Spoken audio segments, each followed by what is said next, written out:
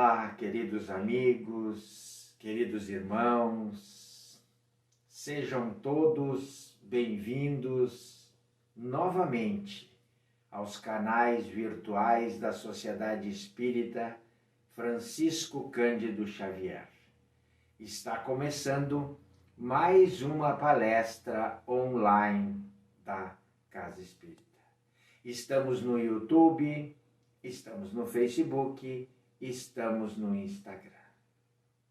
Que Jesus, nosso mestre, nosso amigo, nosso guia, nosso protetor, em todas as horas, nos abençoe e nos fortaleça no seu imenso amor. Que possamos desfrutar da sua imensa paz. Que possamos contar com a bênção dos seus prepostos de Maria de Nazaré. Sobretudo porque neste momento em que estamos em prova coletiva, em que uma pandemia nos retira da nossa zona de conforto, precisamos mais do que nunca da proteção do Mestre e seus auxiliares. Contamos com isso também neste momento em que vamos refletir sobre um assunto o qual ele nos passou, nos ensinou, nos encaminhou de forma muito brilhante.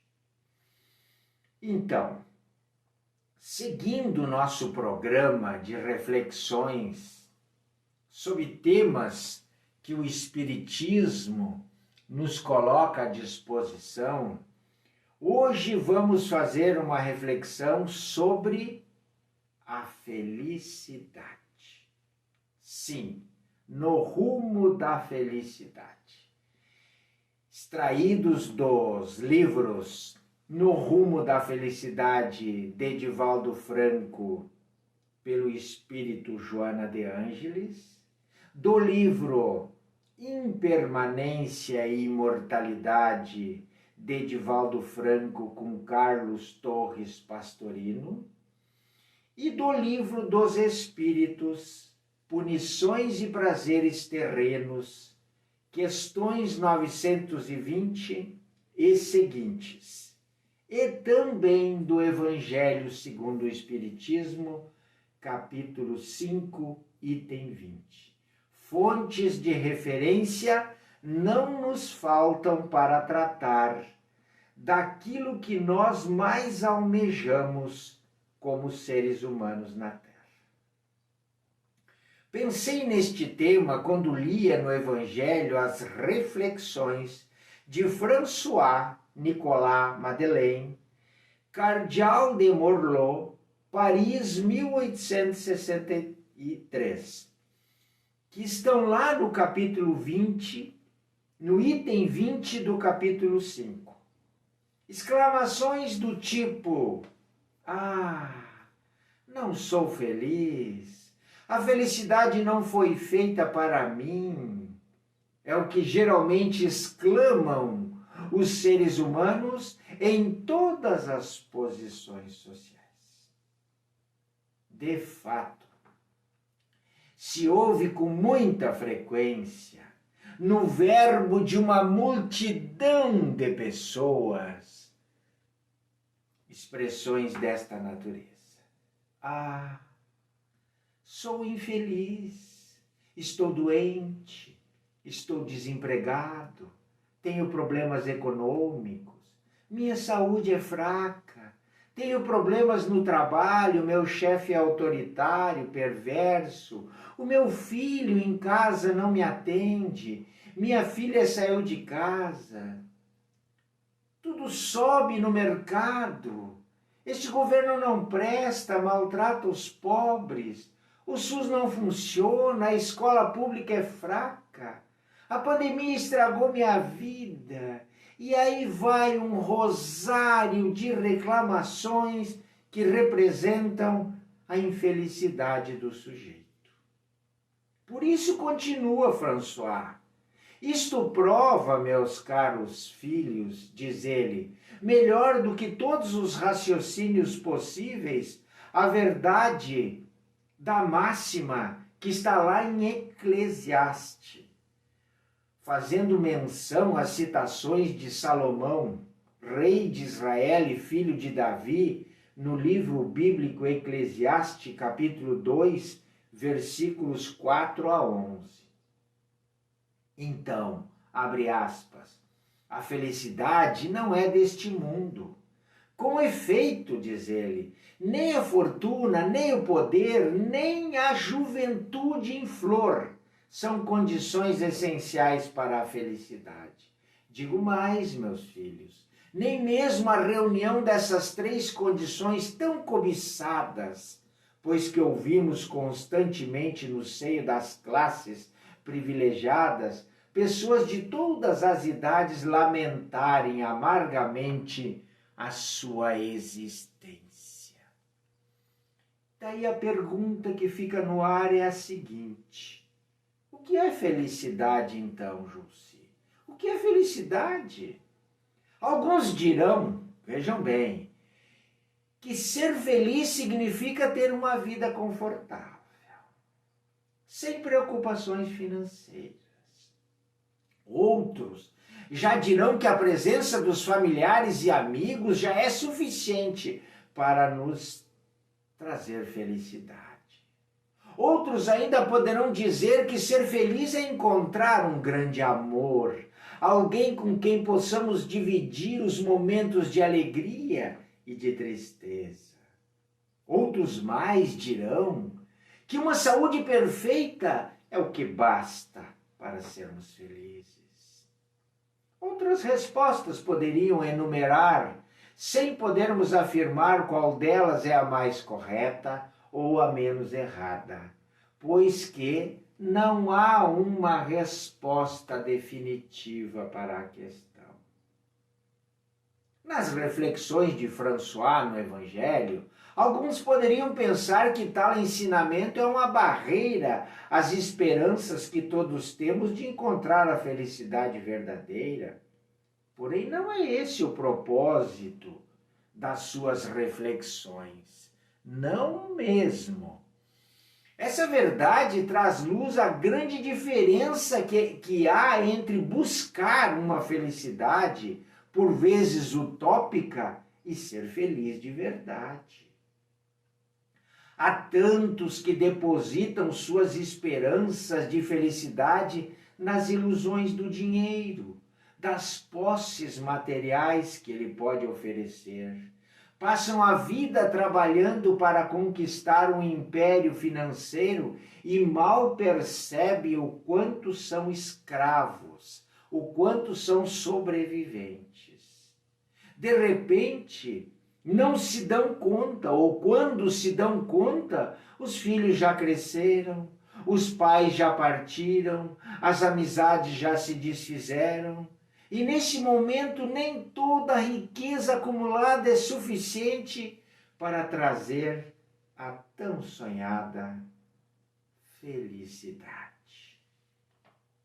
Esquecem-se muitas pessoas que são verdadeiramente felizes, moram em casas singelas, têm situações financeiras limitadas. A felicidade, portanto, não pode estar nos bens materiais. De forma alguma, não é por aí que nós vamos encontrá-la. Há outros que buscam a felicidade em um grande amor, como eu falei. Quando eu encontrar aquela pessoa especial, serei feliz, dizem eles. Mas quantas pessoas têm um companheiro ou uma companheira ao lado e não são felizes? E quanto mais há que, mesmo estando solteiros, possuem uma alegria nos olhos. Assim, a felicidade não está no outro. Não está no outro. Então, onde encontrar a felicidade? Como ser feliz? Jesus se referiu ao tema. Se não, vejamos. No Novo Testamento, nós veremos, no Sermão do Monte, da montanha, verdadeira obra-prima dos seus ensinamentos morais. Jesus nos mostra ventura dos aflitos que serão consolados, numa clara alusão de que as aflições por nós sentidas são passageiras e que a forma que passamos por elas tem imenso valor para o nosso aprimoramento moral. Encontramos em Mateus 5,12 Jesus nos dizendo com todas as letras: alegrai-vos e regozijai-vos, porque será grande a vossa recompensa nos céus. Jesus preconizou que o homem, o ser humano, deve viver no seu mundo, mas sem pertencer a ele propriamente dito, ou seja, sem nos tornarmos escravos de bens materiais, atribuindo-lhes o valor adequado à nossa manutenção, à nossa existência terrestre. Ele nos disse também que o seu reino não é deste mundo, anunciando que existe muitos lugares melhores do que a terra. Há muitas moradas na casa do Pai. Este planetinha azul é bom de viver, mas para quem sabe viver, pois é ainda um planeta de expiação e prova, portanto, onde o mal predomina e sentimentos inferiores nos afastam do bem e do amor. Deixou-nos também a chave da felicidade, com todas as letras, e é bem simples, e nem tem rebuscos. É amar ao próximo como a nós mesmos, com a prática constante da caridade.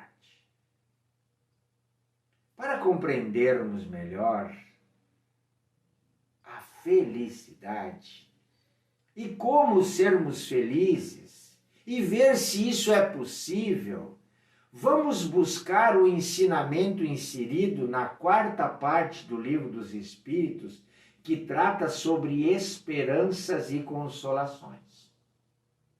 No capítulo 1, Punições e Prazeres Terrenos, estão as questões 920 e seguintes, que tratam da felicidade e da infelicidade relativas na Terra.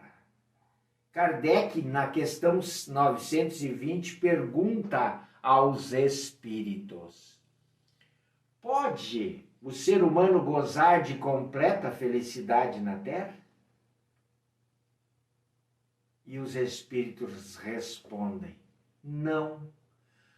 Por isso que a vida que lhe foi dada como prova ou expiação é do jeito que é. Dele, porém, do ser humano, depende a suavização dos seus sofrimentos e ser tão feliz quanto possível na Terra. É um trabalho, é uma construção, é um esforço, é uma disciplina, é um sacrifício. Kardec não ficou satisfeito com essa resposta e fez outra pergunta. 921. Concebe-se que o homem, o ser humano, será feliz na Terra quando a humanidade tiver sido transformada. Mas quando isso não se verifica, poderá conseguir uma felicidade relativa? E os espíritos respondem: o ser humano é quase sempre obreiro da sua própria infelicidade. Percebam? Nós somos quase sempre os artífices da nossa infelicidade.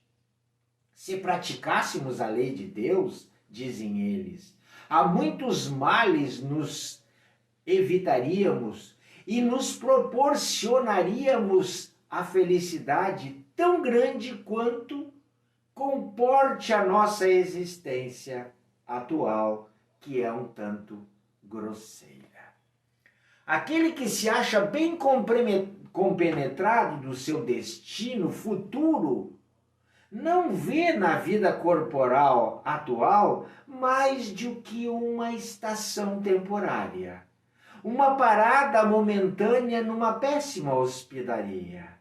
Facilmente se consolaria de alguns aborrecimentos passageiros de uma viagem que o levará tanto melhor a posição quanto melhor tenha tido cuidado nos preparativos para empreender a viagem. Já nesta vida, conclui eles, somos punidos, sofremos pelas infrações que cometemos.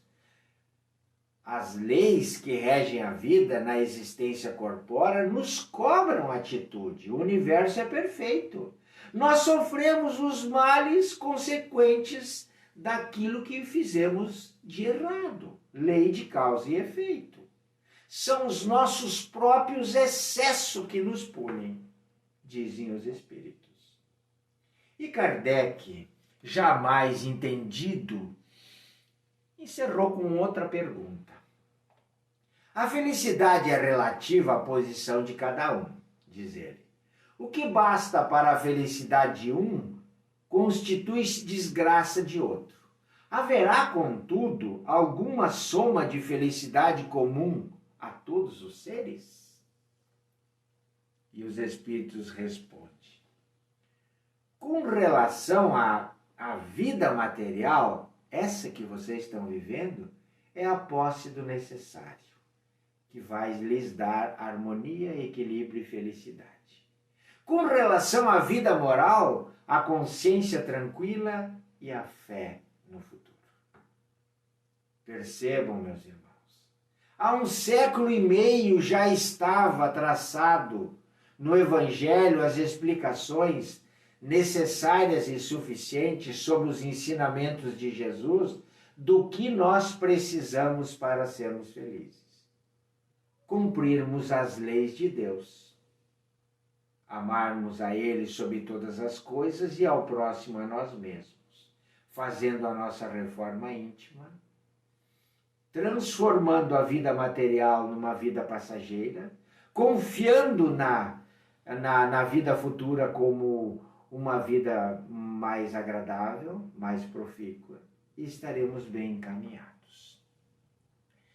Do livro Impermanência e Imortalidade, o espírito Carlos Torres Pastorinos, através da pena de Edivaldo Franco, nos diz que a felicidade é desafiadora como meta. Ela deve ser alcançada pelo ser inteligente, mas ela é desafiadora, ela é fugidia, ela é complexa, ela é diferente de um indivíduo para outro, apresentando-se num mosaico psicológico de variações que nos surpreendem. O importante, diz ele, é constatar como se sente cada um ante a vida e não quanto possui e frui da vida. O bem-estar subjetivo é fundamental à construção da felicidade do indivíduo e do grupo social em que se movimenta.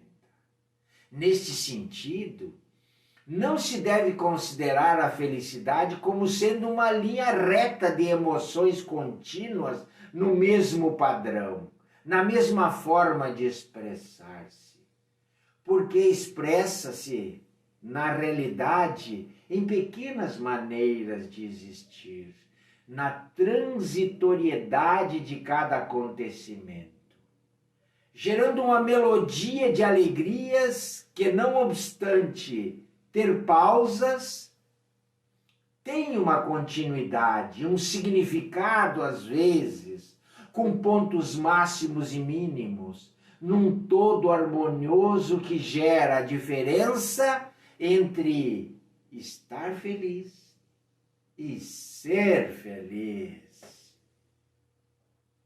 Segue ele na sua reflexão nos dizendo: sucede, no entanto, que a felicidade por mais desejada que seja, por mais ambicionada, por mais aspirada, por mais cobiçada, é sempre relativa para quem transita ou vive na Terra. Estando o ser humano sujeito aos impositivos orgânicos, sociais e governamentais, mergulhado profundamente no conjunto de um grupo familiar que lhe desafia a harmonia, há todo um conjunto de fenômenos e de ameaças ao que denomina como felicidade, e que isso faz com que ela lhe escape do controle pessoal. E é bem isso mesmo, é bem isso mesmo. Porque a felicidade está posta na estrutura que Deus criou para o universo dentro de um estado de perfeição. Quando nós atingimos estados de perfeição no nosso ir e vir, nós atingimos esses estados de felicidade. E conclui o nosso querido Carlos Torres Pastorino, dizendo que somente tendo uma visão espiritualista, por ideal, espiritista, oferece aí os meios hábeis para o encontro da felicidade.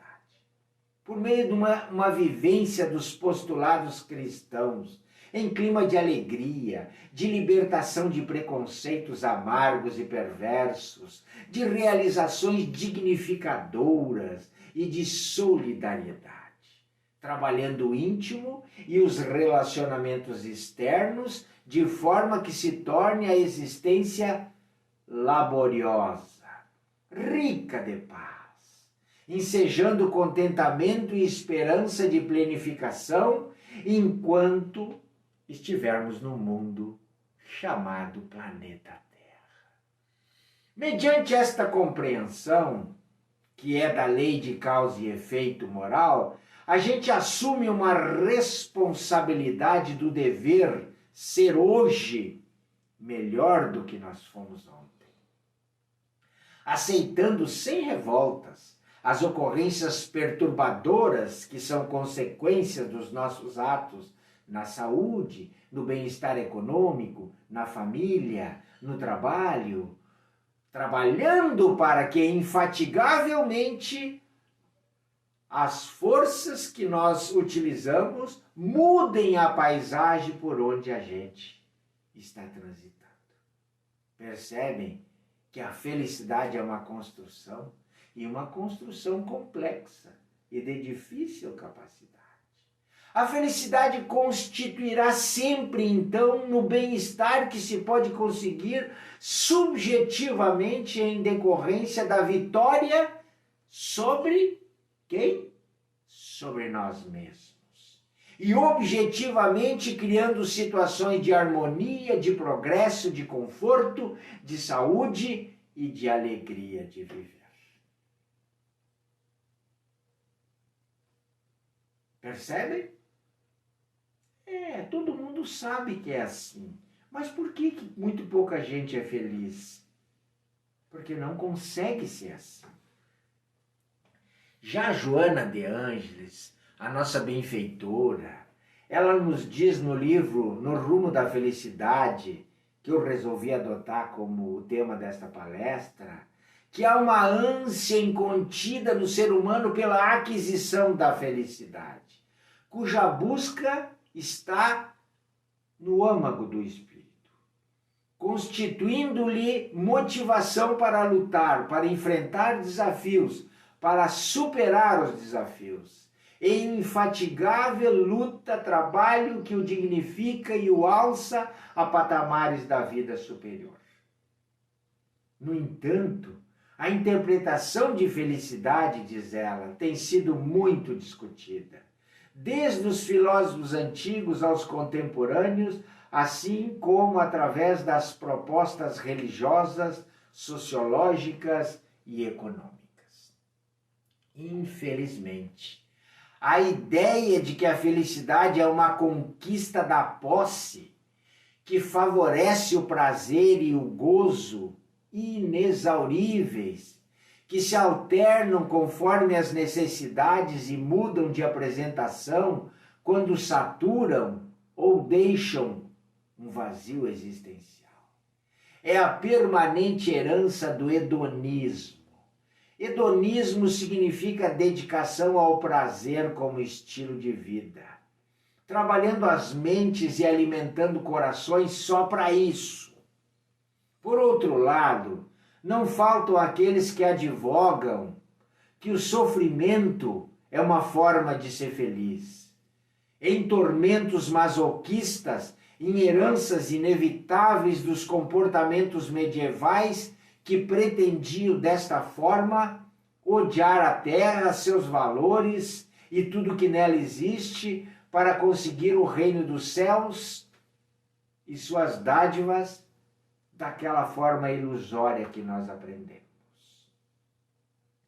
Vivendo apenas o hoje, pensando que o futuro estará referto de novos mecanismos de gozo, sempre pensando assim, que não cessa, que toda uma maquinaria de propaganda bem direcionada estimulando os indivíduos à ilusão, que lentamente vai deixando pelo caminho amargurados, vazios e vencidos, procurando soluções inexistentes, porque tarde demasiado para consegui-las.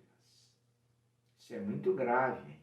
Tarde demais para consegui-las diz respeito ao momento que nós estamos vivendo. Já é um momento de seleção. Quem fez, fez.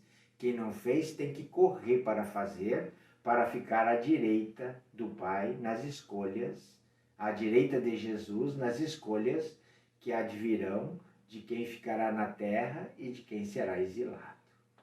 Como consequência, diz ela, alguns atiram-se a fugas espetaculares pelo exibicionismo e pela alucinação, enquanto que outros que dispõem de menos possibilidades econômicas se desvairiam na violência urbana, depreciando-se na miséria moral e social, esquecidos pela quase totalidade das organizações sociais.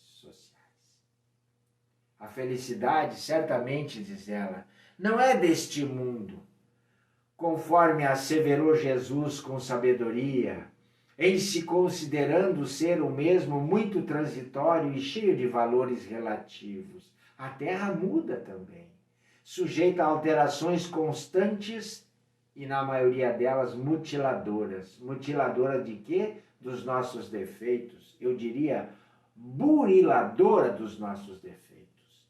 Não obstante, entretanto, a felicidade tem início na terra, se for levado em conta que é no íntimo de cada um de nós que se colocam a base para esse edifício no qual nós queremos nos chamarmos de felizes.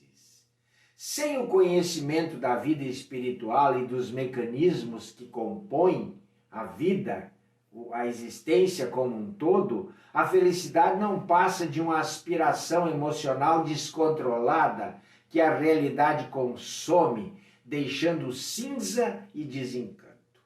O ser humano é viajante da eternidade, momentaneamente utilizando-se de equipamentos físicos no corpo em que vive, rumando para uma meta essencial, onde a felicidade verdadeira aguarda a cada um de nós.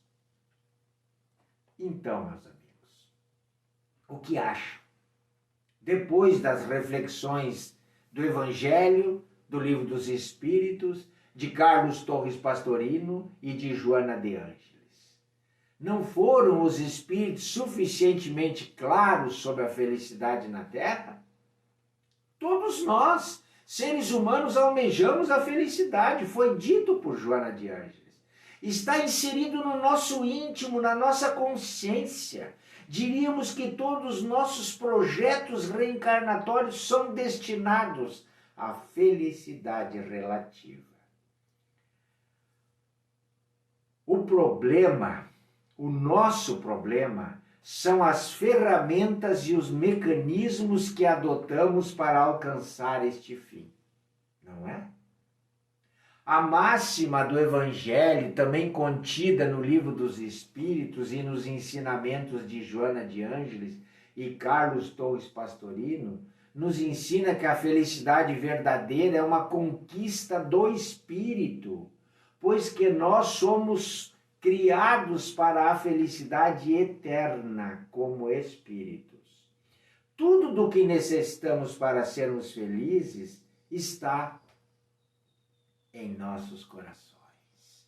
Se hoje você se decidir por ser feliz, não há nada que possa impedi-lo, a não ser você mesmo. Então não deixe para amanhã.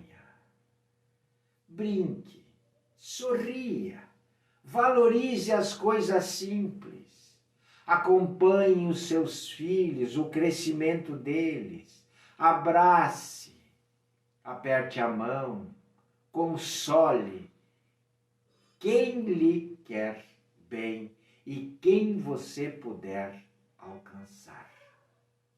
Não guarde mágoas, deixe no passado qualquer sentimento de culpa, não se entregue à autopiedade, seja otimista, vibre com as suas conquistas, valorize o presente, planeje o futuro, organize-se.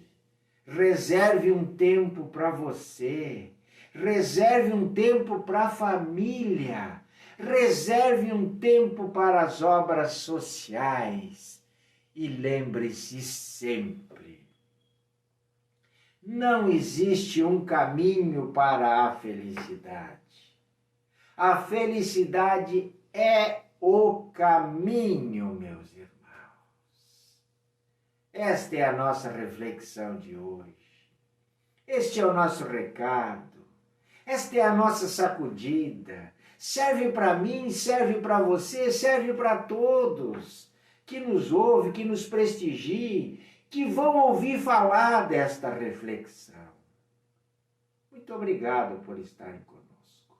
Espero que aproveite, porque esta reflexão é importante em todos os momentos da nossa vida. Vamos nos preparar então para encerrarmos o nosso trabalho com uma oração. Coloquem as águas junto aos seus aparelhos. Se permitam serem tratados por esses espíritos benfeitores que se uniram a nós, porque estamos falando de Jesus, dos seus ensinamentos. E com muita alegria vamos encerrar esse trabalho com Bezerra de Menezes e um pedacinho de uma grande oração dele. Prossigamos servindo com o Mestre, certo de que quanto mais doarmos em favor dos sofredores, mais receberemos do alto, na forma de amparo necessário às lutas que nos dizem respeito. Sigamos de braços abertos aos irmãos em provas. Caminhemos olhando para os infelizes, auxiliando conforme nossas forças, convictos de que o Cristo nos vê e nos conduz nos momentos em que somos chamados aos nossos testemunhos inevitáveis. E que assim seja. Até uma próxima oportunidade.